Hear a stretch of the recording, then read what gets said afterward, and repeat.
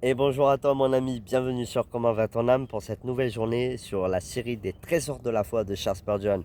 Et voici où se trouve la lecture en ce jour du 12 juin. Nous sommes le 12 juin, bonne écoute à toi.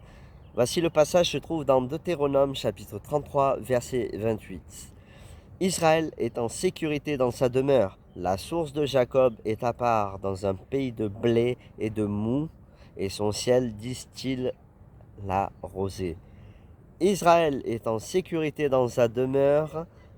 La source de Jacob est à part dans un pays de blé et de moût, et son ciel distille la rosée. Gloire à Dieu. Et voici ce que le frère Spurgeon nous dira à propos de ce passage-là. Plus nous demeurons isolés du monde, plus nous serons en sécurité. Dieu veut que son peuple se sépare des pécheurs. Il les y appelle en leur disant « Sortez du milieu d'eux ». Un monde chrétien est monstruosité telle que n'envisage jamais les Écritures. Un chrétien mondain est un malade spirituel. Un chrétien mondain est un malade spirituel. Ceux qui pactisent et se compromettent avec les ennemis de Christ peuvent être comptés de leur nombre. Notre sécurité ne consiste pas à faire la paix avec l'ennemi, mais à demeurer seul avec notre meilleur ami. Si nous agissons ainsi, nous serons en sécurité dans notre demeure, celle pour laquelle le Seigneur a pourvu. Malgré les sarcasmes, les calomnies et les rires de ce monde, nous serons protégés de la mauvaise influence, de son incrédulité, de son orgueil, de sa vanité et de sa souillure. Dieu nous fera aussi reposer en sécurité dans notre demeure au jour où il visitera le péché des nations en envoyant des fléaux comme la guerre et les famines. Le Seigneur fit sortir Abraham d'Ur en Chaldée, mais le patriarche s'arrêta en cours de chemin. Il ne reçut point de bénédiction jusqu'à ce que, étant parti pour le pays de Canaan, il arriva effectivement au pays de Canaan. Il y était en sécurité, seul dans sa demeure, même au milieu de ses adversaires. Lot n'était pas en sécurité à Sodome, bien qu'il soit entouré par un cercle d'amis. Notre sécurité consiste à demeurer séparé du monde et attaché à Dieu. Est-ce que le Seigneur nous invite à vivre en autarcie? Est-ce que le Seigneur nous invite à vivre en ermite? Est-ce que le Seigneur nous invite à ne pas avoir d'amis dans le monde? Est-ce que le Seigneur nous invite à ne pas avoir peut-être une vie sociale? Est-ce que le Seigneur nous invite à vivre des choses telles quelqu'un qui est associable? Non, je ne crois pas. Le Seigneur nous a mis parmi les nations pour être le sel de la terre, la lumière de ce monde. Il a dit, vous n'êtes pas de ce monde. Mais il nous a rappelé que nous étions dedans ce monde et que nous devons être une lumière. Et ceci sans compromis. Lorsque le Seigneur nous invite dans ce passage à être à part vraiment de ce monde et des pécheurs, en réalité, il ne nous dit pas de ne pas être au contact. Mais ce que le Seigneur veut nous enseigner concrètement, c'est que ces contacts ne soient pas pour nous une influence, mais que nous soyons pour eux une réelle influence. Parce que le Seigneur nous l'a clairement dit, nous sommes le sel de la terre, nous sommes la lumière du monde.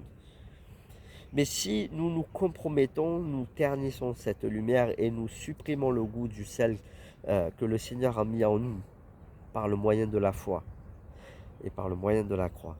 Au jour d'aujourd'hui, mon ami, s'il y a quelques fréquentations dans ta vie qui sont peut-être sujettes à t'influencer sur le mauvais chemin, reconsidère cela. Demande au Seigneur vraiment qu'il renforce ta foi et qu'il te donne de savoir s'il faut vraiment continuer avec ces personnes ou s'il faut t'en séparer. Parfois, les amis que l'on a, on les a pour notre perte. Alors le Seigneur veut vraiment t'inviter, s'il y a des relations dans ta vie au jour d'aujourd'hui qui sont néfastes pour ta santé spirituelle, de véritablement reconsidérer ces relations. Le Seigneur ne t'invite pas du jour au lendemain, dans le début de ta conversion et même par la suite, comment je pourrais dire, à te séparer de ces gens-là. Il ne faut pas être non plus radical. N'oublions pas que le Seigneur Jésus a marché parmi les nations.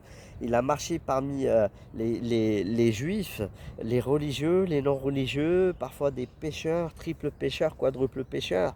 Le Seigneur a marché parmi les peuples. et il a aimé le pécheur. Le Seigneur nous invite à véritablement aimer le pécheur, mais à ne pas nous compromettre avec. Le Seigneur nous a appelés à être une influence pour ces gens-là. Rappelez-vous Jésus sur la croix, lorsqu'il était au milieu des deux brigands, l'un se moquait de lui et l'autre l'a accepté dans son cœur. Qu'est-ce qui s'est passé? Il n'a pas écouté celui qui le méprisait, il s'est attardé plutôt sur la personne qui était à son côté et qui désirait vraiment accepter Jésus dans son cœur, dans sa vie. N'écoute pas celles et ceux qui te méprisent. N'écoute pas celles et ceux qui même méprisent ce en quoi tu crois. Quand bien même ils se diraient être tes amis, vaut mieux parfois passer du temps avec un étranger qui a besoin de Christ plutôt qu'avec un ami qui méprise votre foi. Mettez-vous à part vraiment dans ce pourquoi le Seigneur a prévu pour vous, dans ses plans, dans son appel pour votre vie. Peut-être même pour le service. Peut-être même pour vraiment servir le Seigneur de tout votre cœur. Parfois le Seigneur fait un élagage dans votre vie, les mondes un petit peu, il enlève certaines choses et parfois même certaines personnes pour votre bien. Ne luttez pas pour garder les choses qui s'en vont naturellement de votre vie et les personnes qui s'en vont naturellement de votre vie. Mettez-vous véritablement à part, mais à part vraiment avec le Seigneur, et le Seigneur vous donnera de voir qui, parmi vos amis, même qui ne sont pas en Christ, sont de véritables amis et peut-être, pourquoi pas, les amener au Seigneur parce qu'il faut que vous ayez une influence. Ne vous compromettez pas avec le monde en ayant des styles mondains, des tatouages et compagnie, parce que ça fait hype, même si on marque Jésus. Parce que quelque part, au final, vous voulez ressembler au monde pour montrer que on peut être hype, on peut être dans le style du monde, dans le style du moment, et pour finalement amener des âmes. Non, je regrette. On n'amène pas des âmes au Seigneur en faisant comme le monde pour leur montrer qu'on est cool. On amène des âmes au Seigneur en montrant qu'on est pécheur et qu'on doit se repentir. Parce que sans la repentance, personne ne verra Dieu. Que le Seigneur te bénisse, mon ami. Je te laisse sur cette pensée et je te dis à demain pour la série des trésors de la foi de Charles Spurgeon pour la suite demain le 13 juin sur les trésors de la foi. Non, comment va ton âme? Sois béni mon ami, gros bisous et passe une bonne journée. Ciao ciao.